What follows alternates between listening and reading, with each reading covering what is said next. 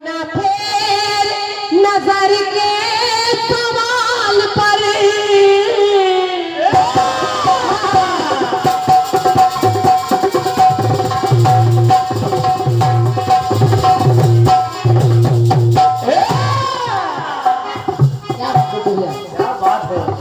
शर्मा के मुंह ना फेर नजर के सवाल पर तो लाती है ऐसे मोड़ पे, लाती है ऐसे मोड़ पे किस्मत कभी कभी, के लाती है ऐसे मोड़ पे किस्मत कभी कभी, तो मिलती है जिंदगी में मोहब्बत कभी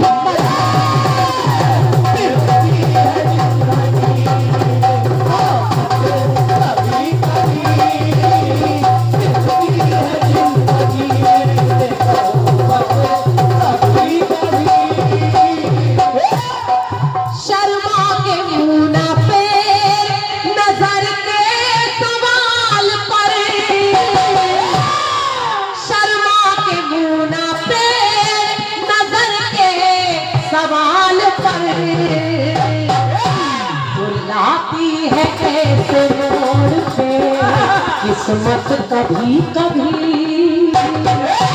और मिलती है जिंदगी में मोहब्बत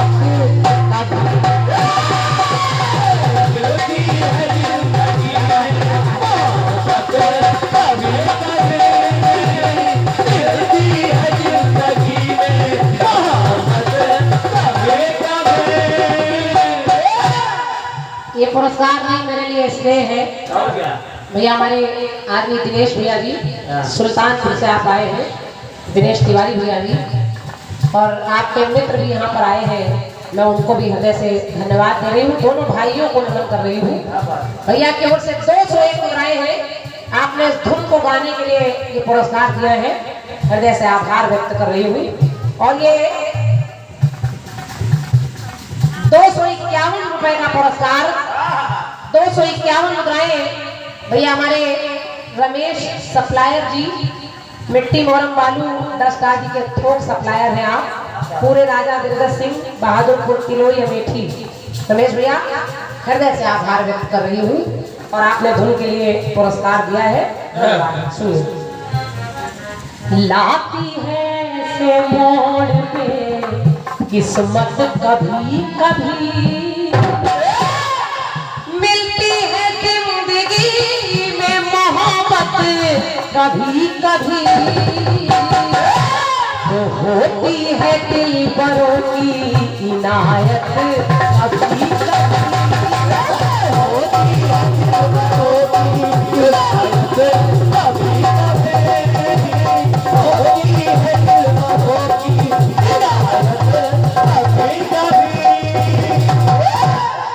मणिराम भैया आपकी इच्छा है, हालांकि मेरा अपना कोई गीत इस पर पहले से तैयार नहीं है, आपने कहा है तुम्हारे आदित्य भैया ने एक गीत अभी लिख दिया है, क्या बात है? अब जो बन जाए उसको स्वीकार कर लीजिएगा, बिल्कुल, और शायद आपको ये भी अच्छा लग जाएगा। बस कभी कभी, कभी कभी गीत में आ रहा है कभी कभी, तो बात भी ऐसी आनी चाहिए जिसमें निकल कर आए कि सच में कभी कभी। कुछ काम ऐसे होते हैं जो कभी कभी होते हैं, जैसे मजबूर बना देती है, मजबूर बना देती है मुसीबत कभी कभी। आदमी को समझो, मजबूर बना देती है मुसीबत कभी कभी। जब मुसीबत पड़ती है तो आदमी जिसके आगे हाथ नहीं फैलाना होता उसके हाथ भी आगे फैला देता है। संविदा कर्मी समझे, जिसके सामने नहीं झुकना चाहिए उसके सामने भी झुक जाता है। अरे वाह, एक बार हमारे मणिराम भैया के लिए जोरदार तालियां आप लोग बजा दीजिए। कितना अच्छा आयोजन भैया हमारे मणिराम भैया और सूरज भैया ने मिलकर कराया है। भोलेनाथ के शुभ अवसर पर इतना रमन चमन बरस रहा है आपके यहाँ। तो भैया ने कहा केवल इन पंक्तियों पर जो अभी मैंने बोली है मजबूर बना देती है मुसीबत कभी कभी। इस पंक्ति पर 201 मुद्राएं भैया की ओर से है, हार्दिक आभार व्यक्त कर रही हूँ। सुनिए पंक्ति कह रही है, सुनिए। मजबूर बना देती है मुसीबत कभी कभी, तो मजबूर बना देती है मुसीबत कभी कभी, और कभी कभी इंसान की टूट जाती है, इंसान की टूट जाती है हिम्मत कभी कभी।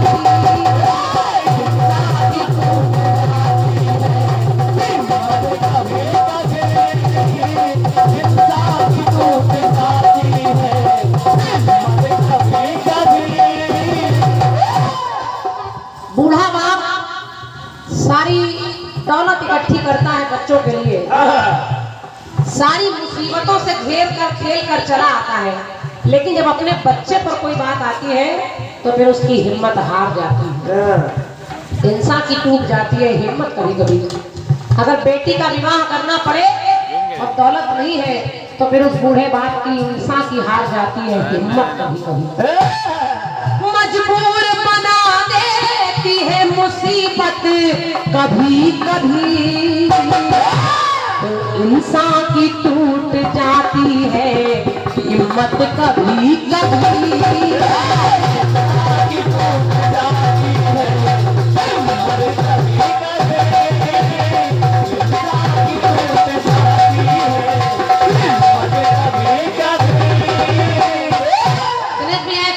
आपको अच्छी लगेगी, सुनिए सुनिए। हमारे शिवा गणेश भैया भी सुने। कहते ही मांगती है राम वनवास हो,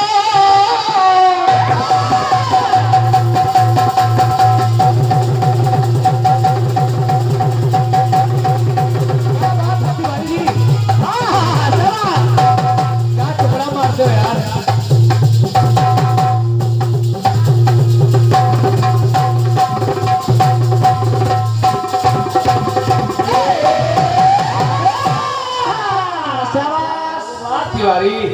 शिवा गणेश भैया सुनिएगा, और हमारे राजेश भैया साहू जी पंक्ति सुनिएगा, और भैया दिनेश जी मणिराम भैया इस पंक्ति को सुनिएगा।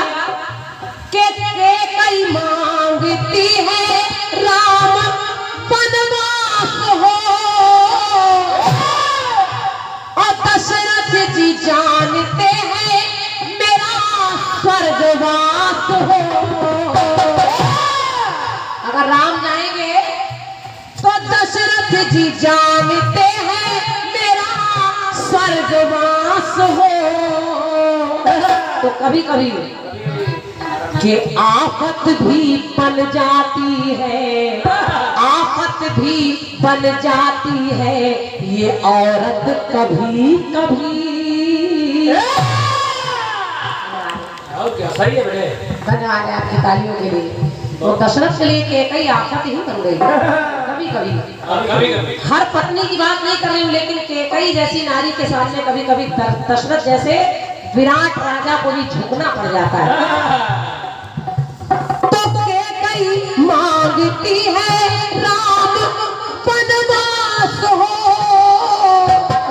और दशरथ जी जानते हैं मेरा स्वर्गवास हो।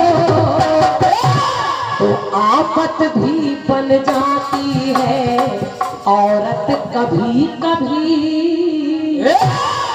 आफत भी बन जाती है ये औरत कभी कभी। और कभी कभी हाथों से छूट जाती है, हाथों से छूट जाती है अमानत कभी कभी।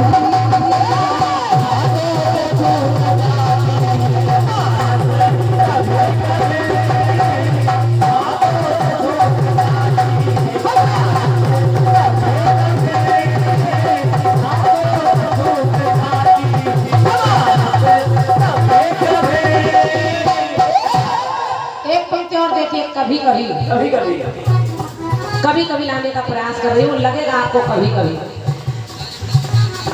रावण को खल रही थी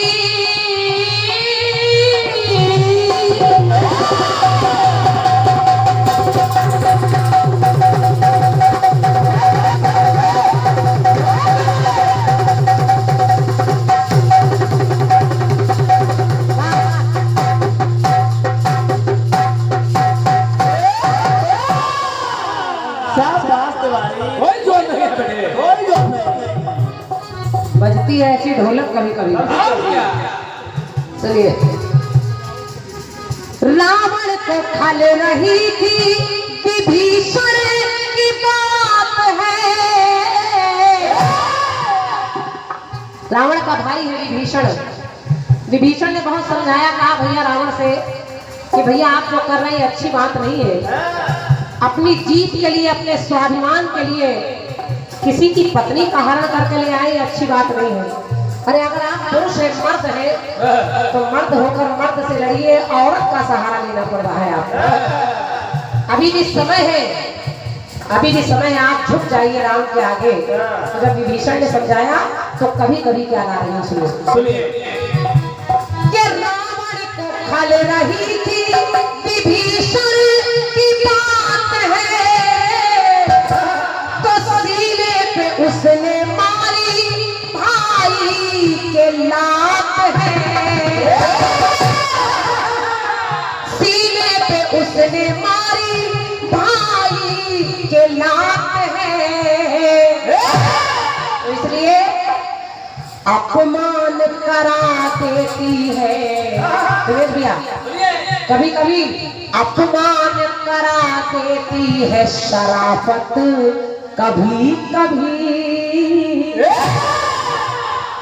कभी कभी आदमी की ज्यादा शराफत भी अपमान करा देती है। अगर आदमी के आगे बार बार झुकते रहिए, झुकते रहिए, झुकते रहिए, तो फिर वो आपको मजबूर समझ लेता है। इसलिए बहुत ज्यादा झुकना भी अच्छा नहीं है। जहाँ जहाँ दोनों तरफ से दिल मिले वहाँ झुक जाइए, और क्या? लेकिन जहाँ बार बार केवल आपको ही झुकना पड़े वहाँ रुक जाइए, फिर वहाँ मत झुकिए। तो अपमान करा देती है शराफत, कभी कभी। अपमान करा देती है शराफत, कभी कभी। और अपनों से करनी पड़ती है शिकायत, कभी कभी।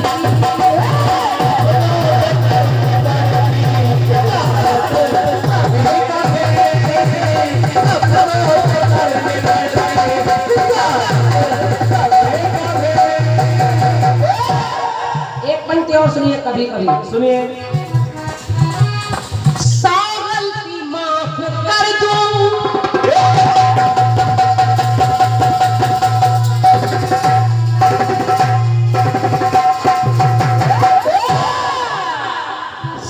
गलती माफ कर दूं, कहे नंदलाल है, लेकिन फिर भी तो गाली देता वो शिशुपाल है। भगवान कन्हैया ने कहा कि शिशुपाल 100 गालियां तेरी सुनता रहूंगा, लेकिन 100 से एक भी ज्यादा हो गई तो फिर तेरी खैर नहीं। और जब एक ज्यादा हो गई तो लिखना पड़ा, क्या? गर्दन भी कटा देती है, गर्दन भी कटा देती है ये आदत, कभी कभी। धन्यवाद। अगर गलत आदत पाल ली है तो उसका सुधार कर लीजिए, वरना गर्दन कटने में 2 मिनट लगता है। समझो कंफ्यूज हो। गर्दन भी कटा देती है आदत, कभी कभी। गर्दन भी कटा देती है आदत, कभी कभी। और मृत्यु, ये मृत्यु भी बुला लेती है नफरत, कभी कभी।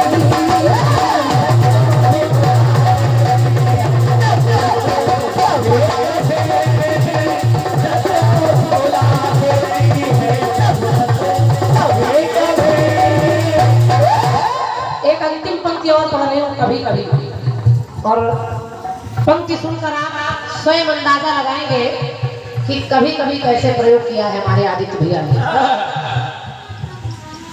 भक्ति को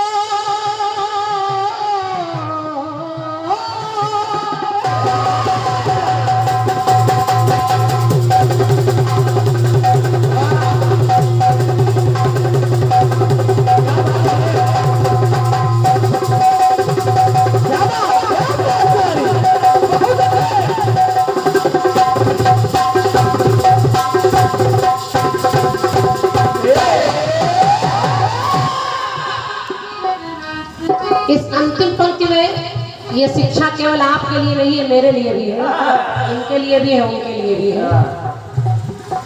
भक्ति को भूला मानो।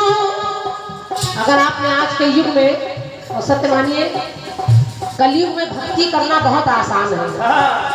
सतयुग में यज्ञ करने पड़ते थे, बड़े बड़े मंत्र पढ़ने पड़ते थे, बड़े बड़े ब्रह्मचर्य धारण करने पड़ते थे, लेकिन कलयुग में कलयुग केवल नाम आधारा सुमिर सुमिर नर उतर ही पारा। इससे सरल तरीका मिल ही नहीं सकता। और विश्वास मानिए, कोई जल मत चढ़ाइए, कोई अगरबत्ती मत जलाइए, कोई धाम मत जाइए, केवल जितना समय 24 घंटे में काम करिए उतनी देर केवल राम राम राम राम राम कहते रहिए। आपका मोक्ष निश्चित है, और ये गारंटी है मेरी, मैं लिख कर दे सकती हूँ। आप सत्य मानिए, जब भी कोई काम करते रहिए, मैं पूरा प्रयास करती हूँ कि 24 घंटे में नहीं तो कम से कम 10 घंटे 12 घंटे 15 घंटे राम राम निकलता रहे। काम करते रहिए, अपने काम मत छोड़िए। हमारी माताएं बहनें भी चूल्हा चौका करिए, बच्चों को तैयार करिए, भोजन बनाइए, लेकिन उसमें भी मन में राम राम राम राम कहते रहिए। इससे सरल तरीका भक्ति का है ही नहीं। कोई जप जाप, कोई माला कंठी पहनने की जरूरत नहीं है, केवल यही करते रहिए। क्योंकि के भक्ति को भूला मानो तो परिणाम मिलेगा।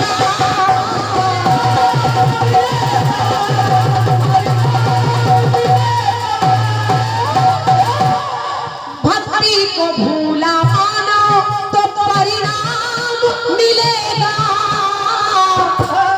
अंतिम समय में सत्य राम राम मिलेगा। आदमी सोचता है बुढ़ापा आएगा तब नाम लेंगे, लेकिन क्यों? जो काम बुढ़ापे में करना है वो जवानी में क्यों ना कर ले? बुढ़ापे में पता नहीं हम चल पाए ना चल पाए, ये जीभ चले ना चले, हाथ कांपने लगे, शरीर हिलने लगे, तब ना ले पाएंगे।